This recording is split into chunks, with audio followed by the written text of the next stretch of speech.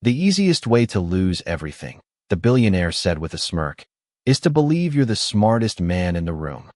The guests laughed as if he'd just delivered the line of the night. Crystal chandeliers scattered warm light across the ballroom ceiling. Expensive watches flashed beneath tailored sleeves. A string quartet played softly near the marble staircase while servers moved quietly between clusters of investors, politicians, and executives. Richard Kensington loved nights like this. Every conversation seemed to orbit around him. Every smile felt earned by the fortune he had built. At 61 years old, he stood near the center of the room holding a glass of sparkling water, enjoying the attention that came with being one of the wealthiest men in North Carolina. Along the far wall, Denise Carter adjusted a silver serving tray and reminded herself not to make eye contact with the guests. She had worked for Kensington Estates for nearly 15 years. She knew the rules. Smile. Stay invisible. Finish the shift. Go home. Beside her stood her 17-year-old son, Elijah. He wasn't supposed to be there. Denise had been unable to leave him alone that evening after a last-minute change in transportation plans, so her supervisor reluctantly allowed him to wait near the service area until the event ended. Elijah kept his hands folded in front of him and watched the room quietly. He noticed details other people ignored. The nervous tapping of a senator's finger. The way a hedge fund manager laughed half a second too late. The giant antique chessboard displayed near the fireplace. That board caught his attention immediately. It sat beneath a spotlight like a museum piece, its polished walnut squares glowing beneath the golden light. Richard followed Elijah's gaze and noticed the teenager looking toward it. "You play chess, kid?" he asked loudly enough for nearby guests to hear. Conversation slowed. Several people turned. Denise felt her stomach tighten. Elijah looked up calmly. "A little, sir." Richard chuckled. "A little." The guests smiled. Everyone says that before they lose. More laughter followed. Elijah simply nodded. He had learned years ago that silence often traveled further than arguments. Richard reached into his pocket and pulled out a crisp $20 bill.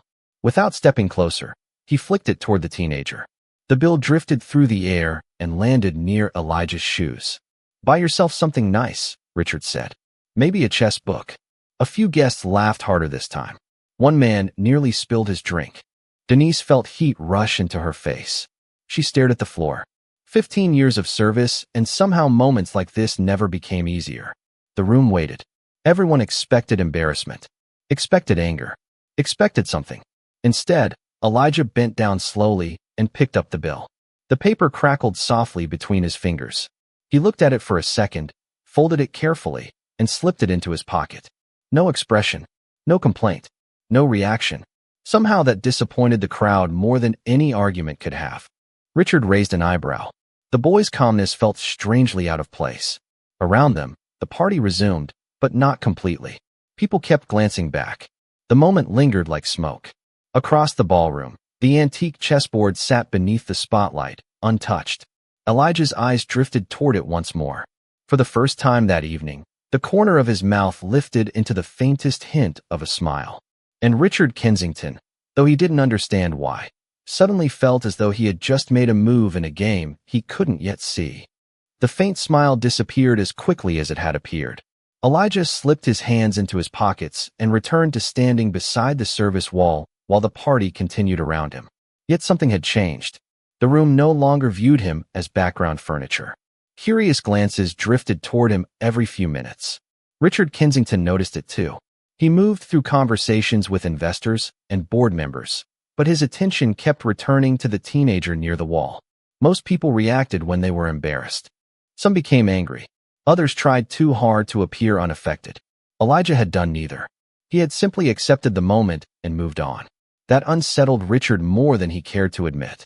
Near the refreshment table, Denise quietly stacked clean glasses onto a silver tray. Her movements were practiced and precise.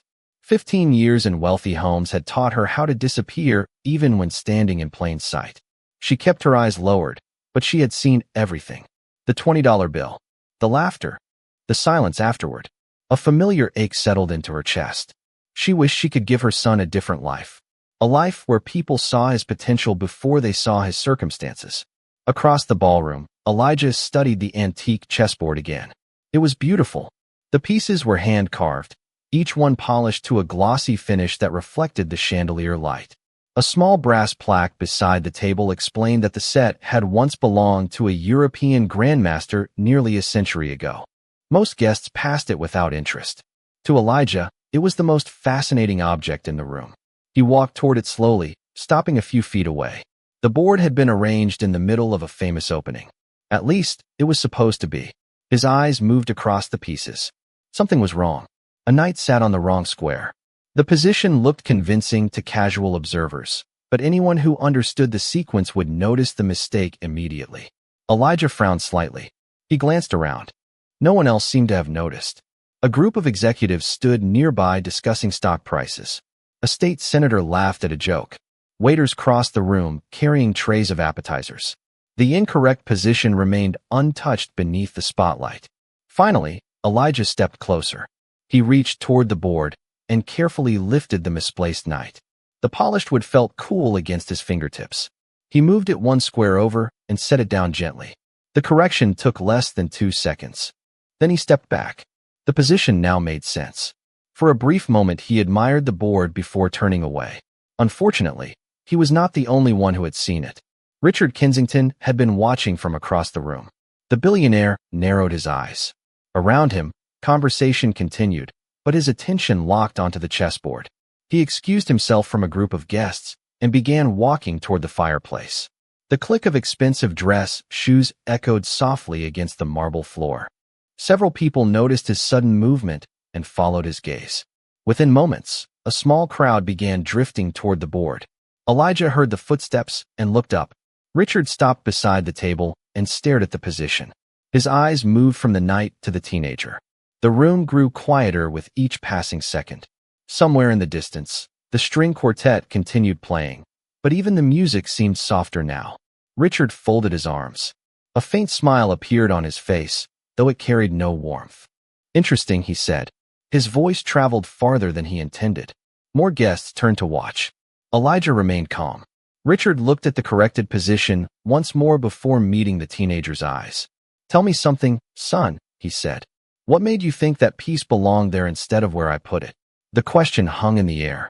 Even the executives nearest the fireplace stopped pretending not to listen. Elijah looked at the board, then back at Richard. His voice was calm. "Because the position is based on the Harrington variation from a tournament played in Chicago in 1998. The knight has to be on that square, or the entire sequence stops making sense." A few guests exchanged glances. Richard's smile faded slightly. He had expected hesitation. Maybe an apology. Not an answer. "You seem pretty confident," he said. "I have studied that game," Elijah replied. Richard turned toward the board again. The brass plaque suddenly felt less impressive than it had 5 minutes earlier. Around them, more people drifted closer. The circle grew. Denise remained near the refreshment table, gripping the edge of her tray. She knew that look in her son's eyes. It was the same expression he wore when solving problems nobody else noticed. The same expression he had worn as a child when taking apart broken electronics and putting them back together. Richard tapped a finger lightly against the table. "So you know chess?" "A little," Elijah said. Several guests laughed quietly at the reminder of his earlier answer. Richard noticed the reaction and felt something uncomfortable settle in his chest. The room was no longer laughing with him. They were becoming curious about the boy. That was different. Curiosity shifted attention. Attention shifted power. Richard straightened his jacket. "Where did you learn?" he asked. Elijah glanced toward his mother before answering. "My grandfather taught me." "Was he a player?" Richard asked. "Every day," Elijah replied. The answer drew another small ripple of laughter, but this time it felt warm rather than mocking. Richard folded his arms again. "That is not what I meant." Elijah nodded. "I know. He worked maintenance at a public library, but he loved chess. He said the board was the one place where money could not buy a better move." The words landed differently than anyone expected. A few smiles disappeared. Somewhere near the back, a woman lowered her wine glass. Richard looked at the teenager for a long moment. Then he glanced at Denise. The maid quickly looked away and returned to arranging glasses. He had known her for years, yet suddenly realized he knew almost nothing about her family. The realization irritated him. Richard preferred understanding every detail of the world around him. It was part of how he stayed ahead. Yet here stood a 17-year-old whose existence seemed to contain unexpected layers. One of the investors beside Richard leaned forward. "Ask him something harder," the man said. "See if he really knows what he is talking about." Several others agreed. The atmosphere had shifted from amusement to anticipation. Elijah remained perfectly still. He did not seek attention. He did not avoid it either. Richard studied him carefully. Then his eyes drifted to the chessboard once more. An idea formed. Dangerous. Tempting. The kind of idea that appealed to a man who had spent decades turning competition into entertainment. Slowly, a new smile appeared on his face. This one was sharper, more deliberate. "Tell me, Elijah," he said, "if you know the game so well, would you be willing to sit down and prove it?" For a moment, nobody spoke. The invitation seemed to settle over the ballroom like a layer of dust. Elijah looked at the chessboard. Then he looked at Richard. The teenager's expression remained calm, but inside, memories surfaced. Long evenings at a worn wooden table. His grandfather moving pieces beneath a flickering lamp. Lessons that had never really been about chess. Control your emotions. Respect your opponent. Never underestimate anyone, especially yourself. Across the room, Denise set down her tray and took a slow breath. She could feel dozens of eyes shifting between her son and the billionaire. This was no longer a private conversation. It had become the night's entertainment. Richard sensed it too. The attention energized him. Competition always had.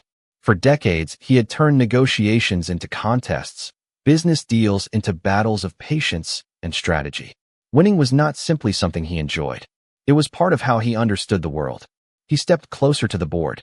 "Well," he asked, "you corrected the position. You recognized the variation. Surely you are not afraid to play." A few guests chuckled. Elijah shook his head. "I am not afraid." "Then sit." Richard gestured toward the chair beside the fireplace. The polished wooden seat waited beneath the warm glow of the chandelier. Elijah glanced toward his mother. Denise gave the smallest nod. She trusted him. Always had. Still, she worried about what happened when pride and power shared the same room. Elijah walked forward and pulled out the chair. The sound of wood against marble echoed softly through the gathering crowd. Conversations throughout the ballroom began fading. Guests drifted closer until a loose circle formed around the board. Even the musicians seemed distracted. Richard sat opposite him. The billionaire adjusted his cufflinks and smiled confidently. "Do you know how many people have challenged me on this board?" he asked. Elijah looked at the pieces. "No, sir. Neither do I. I stopped counting years ago." More laughter followed. Richard enjoyed the reaction. The room was back where he liked it, focused on him. One of the investors standing nearby folded his arms. "Richard won a charity tournament against a state champion 3 years ago," he announced. Another guest nodded. "And he beat a visiting master last summer." The stories continued. Accomplishments stacked on accomplishments. Elijah listened politely. When they finished, he simply said, "That is impressive." Richard narrowed his eyes slightly. Most people would have sounded intimidated. The teenager sounded sincere. That somehow bothered him more. A server arrived with 2 glasses of water. Neither player touched them. The chessboard sat between them like a silent contract. Richard reached forward and adjusted a pawn. "Before we begin," he said, "there should be something at stake." Several guests immediately leaned closer. The atmosphere changed again. Anticipation replaced curiosity. Denise felt her stomach tighten. Elijah remained still. Richard looked directly into his eyes. A slow smile spread across his face. The kind that appeared whenever he believed the outcome was already decided. "After all," he said, "every game becomes more interesting when somebody has something to lose." The crowd leaned closer. Crystal glasses caught the chandelier light, while whispers traveled through the circle surrounding the board. Richard Kensington seemed completely at ease. He thrived in moments like this. The anticipation, the attention, the certainty that he controlled both. He rested one hand on the arm of his chair and looked directly at Elijah. "Every serious game needs consequences," he said. "Otherwise it is just practice." A few guests nodded in agreement. One executive quietly laughed and lifted his drink. Another checked his phone before slipping it back into his pocket, unwilling to miss what happened next. Elijah studied the pieces without responding immediately. The board reflected in his dark eyes. White and black squares. 32 pieces. Nothing more. Nothing less. The same game his grandfather had taught him years ago at a scratched kitchen table. Richard interpreted the silence as hesitation. "What is the matter?" he asked. "Do you not like the idea?" Elijah finally looked up. "I was just thinking." "About what?" Richard asked. "About why everything has to be a transaction." The answer caught several people off guard. Richard smiled faintly. "Because that is how the world works." Elijah glanced toward his mother. Denise stood near the service station, motionless. Her hands were folded together. He knew she wanted him to walk away. Not because she doubted him, because she understood something many wealthy people never learned. Pride often disguised itself as opportunity. Richard followed Elijah's gaze. "Your mother has worked for me a long time," he said. "She knows I honor my word." Denise lowered her eyes. The statement sounded generous, yet somehow it felt heavier than generosity. The room grew quiet again. Richard leaned forward. "Tell you what, if you win, I will make it worth your time." An investor laughed. "Careful, Richard.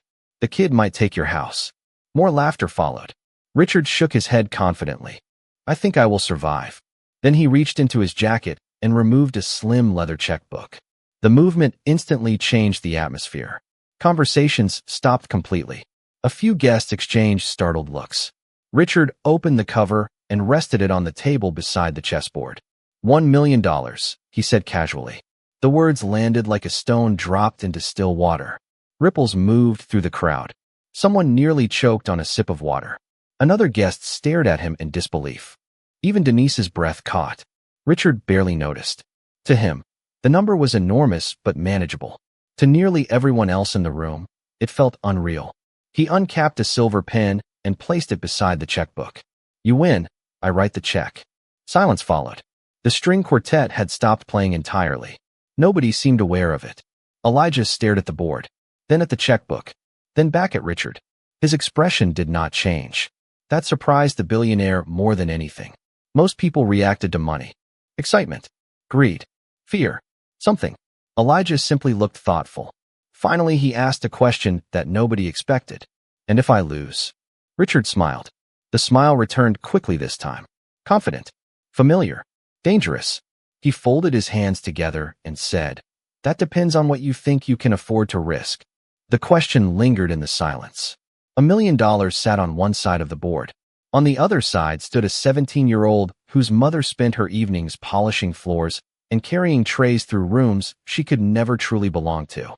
Elijah rested his hands lightly on the edge of the table. "I cannot match $1 million, he said.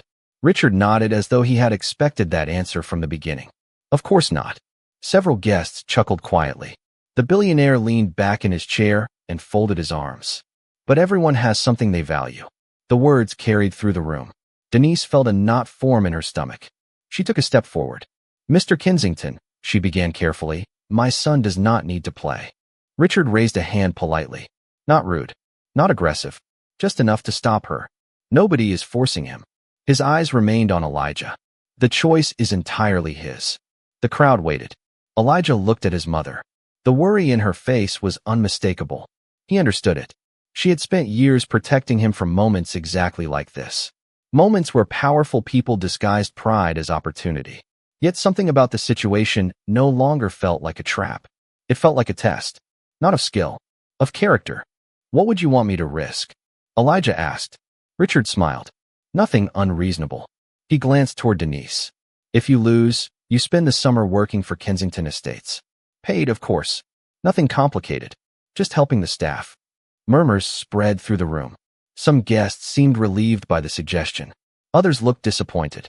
They had expected something dramatic. Richard noticed their reactions and smiled slightly. To him, the offer seemed generous. Elijah considered it for several seconds. Summer work did not frighten him. He had worked before. He knew what effort felt like. What interested him was something else entirely.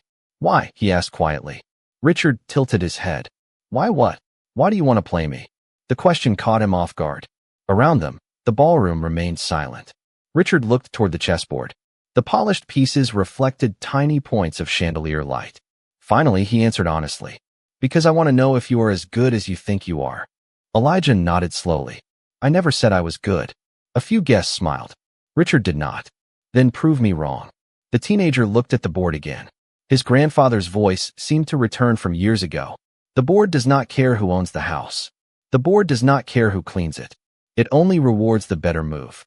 Elijah pulled out a chair completely and sat down. The soft scrape of wood against marble echoed through the room.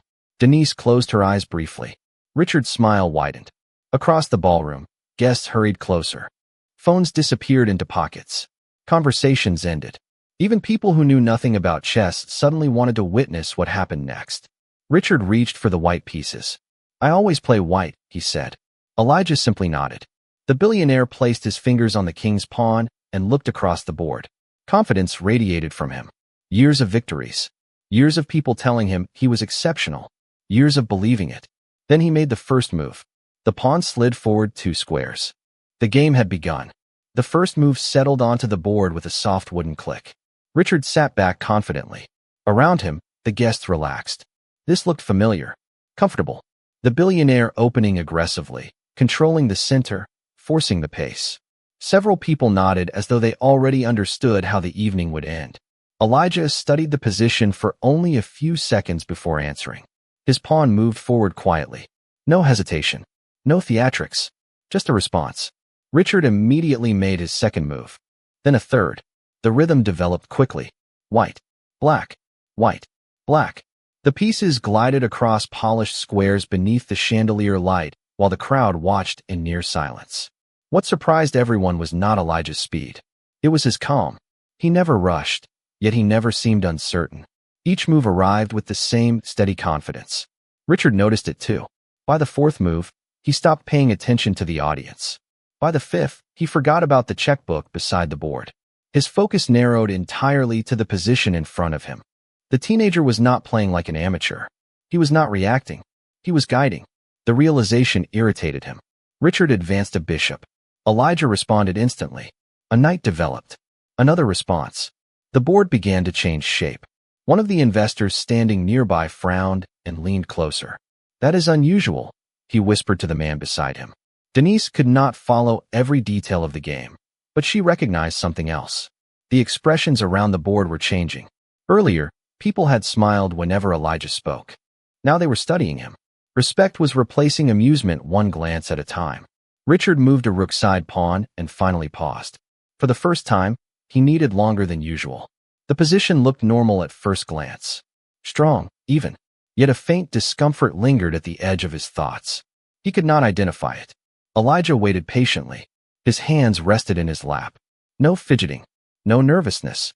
The same composure he had shown after the $20 bill landed near his shoes. Richard made his move.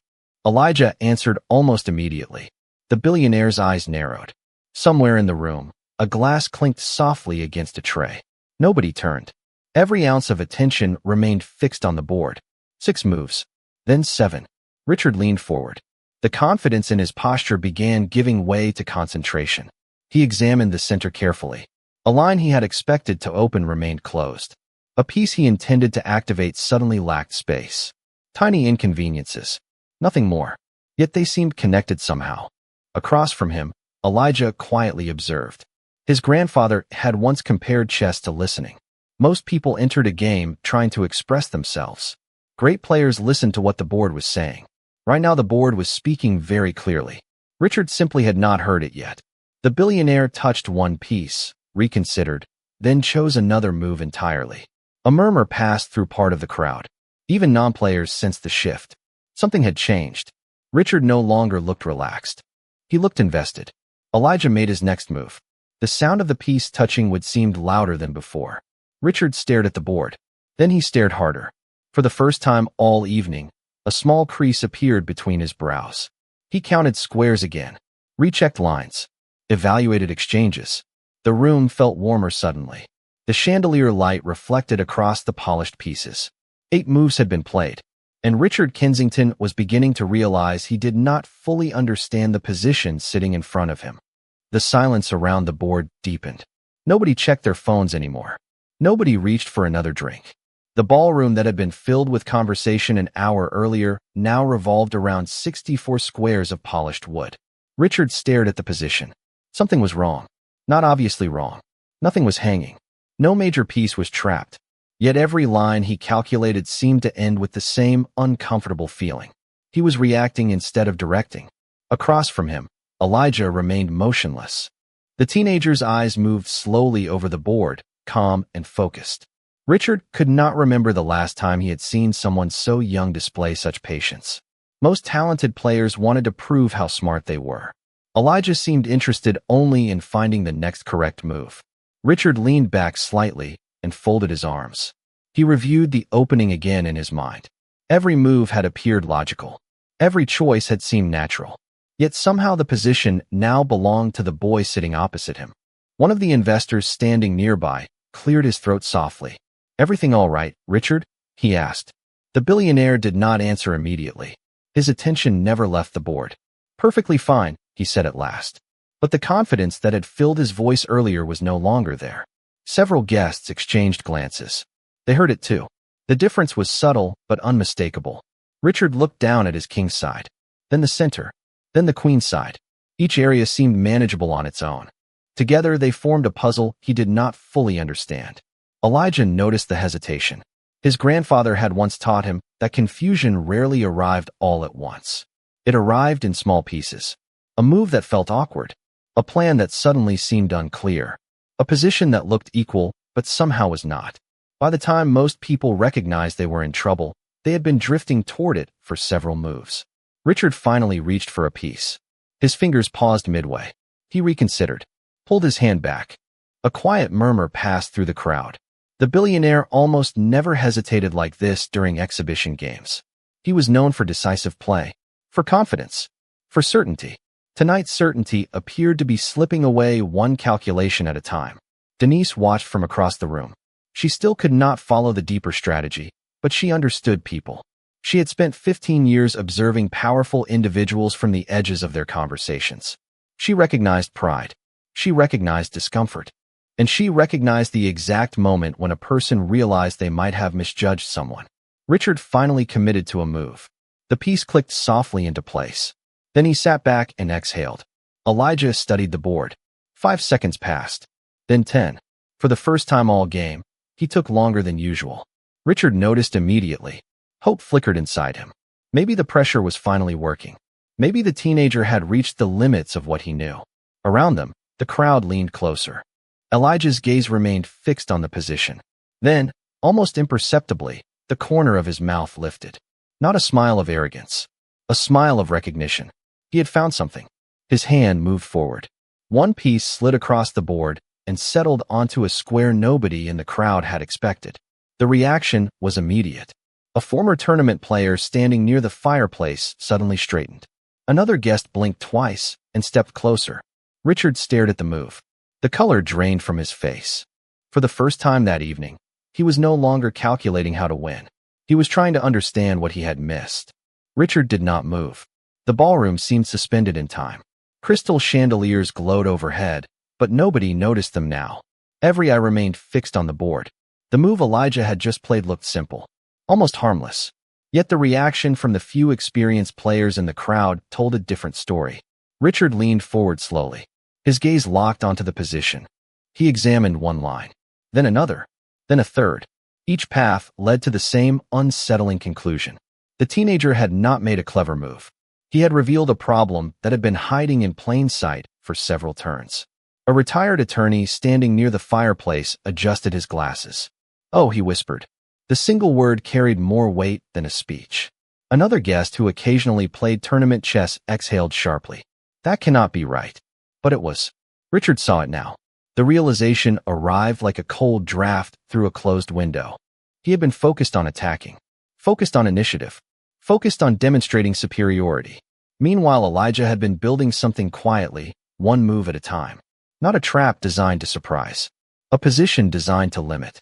Every active plan Richard wanted suddenly carried consequences. Every aggressive continuation opened new weaknesses. For the first time all evening, uncertainty settled fully into his chest. Across the board, Elijah remained still. He was not celebrating. He was not smiling. He simply waited. The patience bothered Richard almost as much as the position itself. Most people revealed their emotions under pressure. The boy revealed nothing. Richard reached for his water glass and took a sip. The movement seemed unusually loud in the silence. When he placed the glass back down, his hand lingered on the table for a moment. Denise noticed. So did several guests. The billionaire who always appeared unshakable suddenly looked human. He studied the board again. Minutes passed. The crowd remained remarkably quiet. Nobody wanted to interrupt whatever was unfolding. Near the back of the room, a waiter carrying a tray stopped walking entirely. Even the musicians stood watching now. Richard finally selected a move. He advanced a piece carefully and released it. The decision felt less like confidence and more like necessity. Elijah glanced at the position. Then he looked up briefly. Their eyes met across the board. In that moment, Richard experienced something unexpected. The teenager was not trying to embarrass him. There was no hostility in his expression, no revenge, no satisfaction, only concentration. The realization unsettled him further. Because if Elijah was not motivated by pride, then what exactly was driving him? The answer arrived before Richard could finish the thought.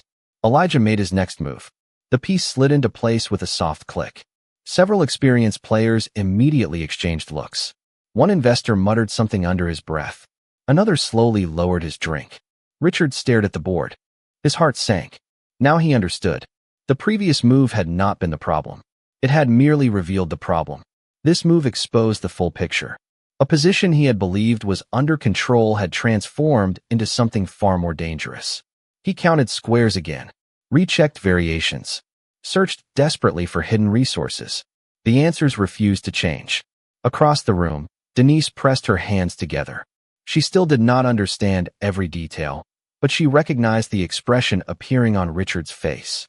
It was the same expression she had seen years ago on executives reviewing reports they should have read more carefully. The same expression people wore when confidence met reality. And somewhere deep inside, Richard Kensington realized a possibility he had not considered when the game began. He might already be too late. Richard forced himself to keep calculating. Years of business negotiations had taught him never to panic publicly. The lesson served him well now. Outwardly, he remained composed. Inwardly, every line he examined collapsed into the same uncomfortable reality. The position was worse than he had first believed. Much worse. The crowd sensed it. They might not understand the mechanics, but they understood hesitation. Richard Kensington did not hesitate. Yet here he sat, studying the board as though the answers had been written in a language he no longer spoke.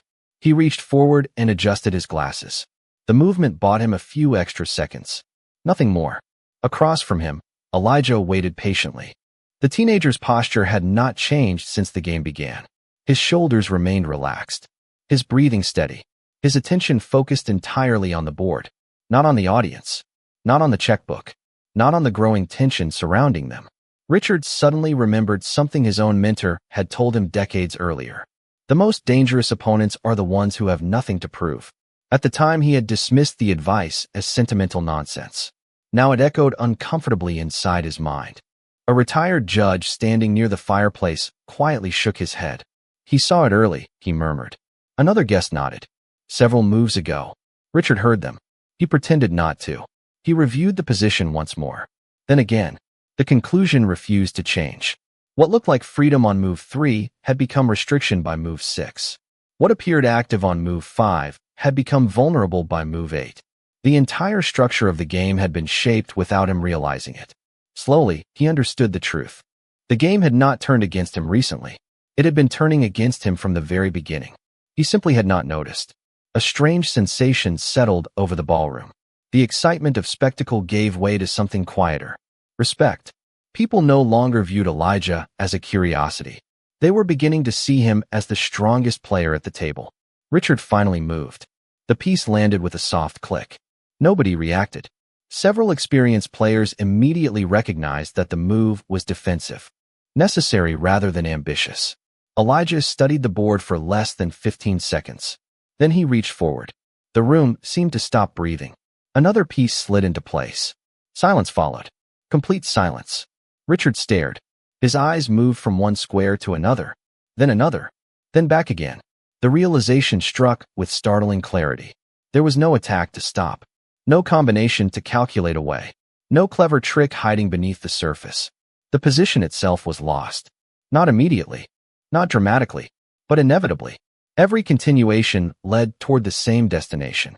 The retired judge closed his eyes briefly. One investor lowered his head and exhaled. Denise watched her son and felt something she had not felt in years. Pride without fear. Richard leaned back slowly. For the first time all evening, he looked at Elijah not as the maid's son, not as a teenager, not as an outsider. He looked at him as an equal seated across a chessboard. The distinction mattered. It changed everything.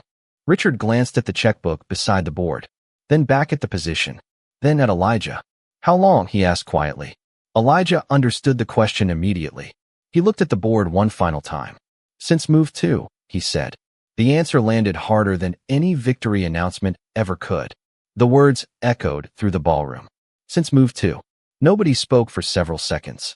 Richard sat motionless, staring at the board as though it had become a mirror reflecting something he did not want to see. Around him, guests exchanged quiet glances. Earlier in the evening, they had gathered for entertainment. Now they were witnessing something entirely different. Humility arriving without invitation. Richard looked down at the position again. The more he studied it, the more obvious it became. The weaknesses were there. The opportunities had existed. The warnings had appeared one after another. Yet he had ignored them because he never truly believed the person across from him could pose a serious threat. The realization stung more than the game itself. Across the table, Elijah remained calm. He did not enjoy seeing people embarrassed. His grandfather had warned him about that too. Winning meant very little if it came at the expense of character. Richard finally lifted his eyes. Why did you not say anything? He asked quietly. Elijah tilted his head. About what? About your level. A faint smile appeared on the teenager's face. You never asked. A few guests lowered their heads, hiding small smiles. Richard almost laughed himself. Almost. The answer was simple, honest, impossible to argue with. The billionaire leaned back in his chair and released a slow breath. For the first time all evening, the pressure inside him began changing shape. It was no longer frustration. It was curiosity. He studied the young man sitting across from him.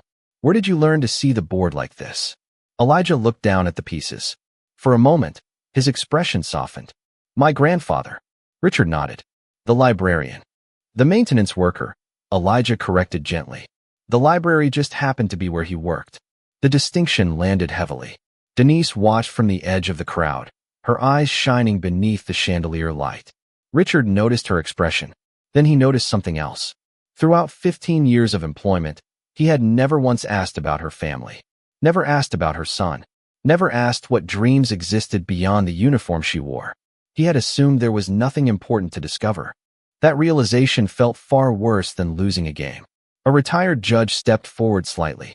Young man, he said, have you played competitively? Elijah hesitated. Richard noticed. The teenager was deciding how much to reveal. Finally he nodded. Years ago. Murmurs spread through the crowd. The judge folded his arms. State level. Elijah nodded again. More whispers. An investor looked genuinely shocked. How far did you go? Silence followed. Elijah glanced toward his mother before answering. Far enough. The room waited. Finally, Denise spoke for the first time since the game began. He qualified for national competition when he was 14. Every sound disappeared. Richard stared. Several guests blinked in disbelief. Denise smiled softly. Pride and sadness mixed together in her voice. But traveling cost money. After my father passed away, there were more important things to pay for. Nobody laughed now. Nobody moved. The chandelier light reflected across the polished chessboard while the truth settled over the room. Richard looked from Denise to Elijah and suddenly understood something that had been invisible all evening. The boy had never hidden his talent. The world had simply been too busy looking somewhere else. No one spoke after Denise's revelation. The silence felt different now. Earlier it had been the silence of curiosity. Now it was the silence of recognition. Richard looked at Elijah and saw the evening through an entirely different lens. The corrected chess position. The calm answers. The confidence without arrogance. None of it had appeared suddenly. It had always been there. He simply had not bothered to look. The billionaire lowered his eyes toward the board. The game remained unfinished in a technical sense, but everyone understood the outcome. Even Richard understood it. For several seconds he studied the pieces without touching them. Then, slowly, he leaned back and folded his hands. I resign, he said. The words were quiet, yet they carried across the ballroom more clearly than any speech he had given all year. A soft wave of murmurs moved through the crowd. Several guests exchanged surprised glances. Not because he had lost, because he had admitted it. Richard Kensington was not known for surrendering anything. Elijah nodded respectfully. "Thank you for the game, sir." There was no triumph in his voice. No celebration. Only sincerity. That somehow made the moment even more powerful. Richard reached for the leather checkbook beside the board. The object suddenly seemed heavier than before. He opened it slowly and uncapped the silver pen. Every eye in the room followed the movement. The scratch of ink against paper sounded almost impossibly loud. He finished writing, tore out the check, and placed it carefully on the table between them. $1 million. A figure that could change lives. A figure that represented years of work for most families. Richard slid it across the board. "A deal is a deal," he said. Elijah looked at the check. Then he looked at his mother. Denise stood frozen near the edge of the crowd. Tears shimmered in her eyes. Not because of the money. Because someone had finally seen what she had always known. Richard expected excitement. Shock. Gratitude. Instead, Elijah simply stared at the check for a few seconds. Then he did something nobody anticipated. He left it where it was. The crowd immediately noticed. Richard frowned slightly. "You won," he said. "Take it." Elijah's gaze remained on the paper. His grandfather's voice echoed in his memory. Never confuse value with price. The two are rarely the same thing. The teenager lifted his eyes. "May I ask a question first?" Richard blinked. "Of course." Elijah glanced around the ballroom. The executives. The investors. The politicians. The guests who had laughed earlier. Then his eyes returned to Richard. "If I had lost tonight, would anyone in this room have remembered my name tomorrow?" The question landed harder than the resignation. Nobody answered. Nobody could. Richard felt something tighten in his chest. For the first time all evening, the check no longer seemed like the most important thing on the table. Elijah looked toward his mother again. Denise lowered her eyes. 15 years of carrying trays. 15 years of entering rooms through side doors. 15 years of being noticed only when something needed to be cleaned. The ballroom remained completely still. Then Elijah reached into his pocket and slowly unfolded a crisp $20 bill. The folded $20 bill rested in Elijah's hand. Under the chandelier light, it looked insignificant beside the check lying on the chessboard. One piece of paper represented a fortune. The other represented a moment. Yet everyone in the room understood which one mattered more. Elijah stepped closer to the table and carefully placed the $20 bill beside the $1 million check. The soft sound seemed to echo through the ballroom. Richard stared at it. He recognized it immediately. The same bill he had tossed toward the teenager earlier that evening. The same bill he had expected Elijah to remember as an insult. Instead, the boy had preserved it like evidence. Not evidence of cruelty. Evidence of a lesson.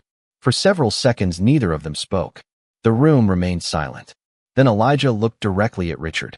"You asked what I would risk if I lost," he said quietly. "The truth is, I risked the same thing my mother risks every day." Richard listened. Every guest listened. "Being judged before anyone knows who you are." The words settled heavily over the crowd. Denise lowered her head. A tear slipped down her cheek. She did not wipe it away. 15 years of invisible sacrifices seemed to stand beside her in that moment. Every early morning, every late shift, every dream postponed so her son could have opportunities she never had. Richard looked toward her, then back at Elijah. Something inside him shifted. Not suddenly, not dramatically, like ice slowly melting under sunlight. He reached for the check. Several people expected him to push it forward again. Instead, he stood. The movement drew every eye in the room. Richard walked around the table and stopped in front of Denise. The billionaire who had spent years speaking from stages and boardrooms suddenly seemed uncertain about the next sentence. Finally, he found it. "I owe you an apology." Denise looked up, surprised. Richard swallowed. "Not for tonight. For 15 years. The words were barely above a whisper. Yet nobody missed them.